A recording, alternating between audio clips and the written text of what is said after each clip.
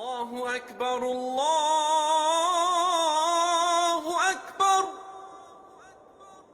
Assalamu alaikum wa rahmatullahi wa barakatuh. My name is Abdul Karim, and today is one of the last 10 days of Ramadan. And you know what?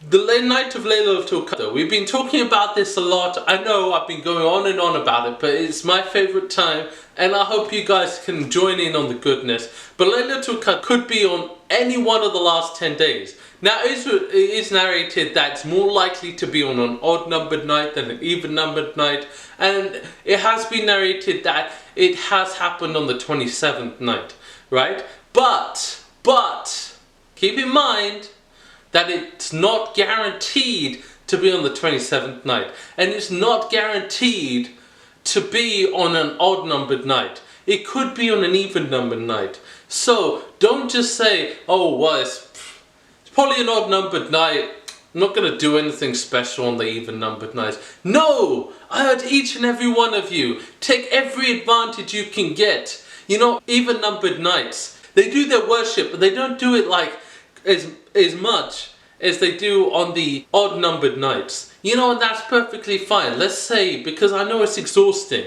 With me personally, I love the last 10 days, and I also dislike them because it's exhausting. You know, I usually stay up till dawn. Yeah, luckily, alhamdulillah, I work nights, which allows me to make salah until dawn. And I know most people, they can't do that because they have to wake up in the morning and go to work. Which is why I can understand if you guys can't do that. But I urge each and every one of you to take every advantage you can get. And I urge each and every one of you, you know, the even numbered nights are still of value. So still make worship to Allah subhanahu wa ta'ala on these nights. And remember, Ya Rabbal Alameen, come to goodness. Come to goodness.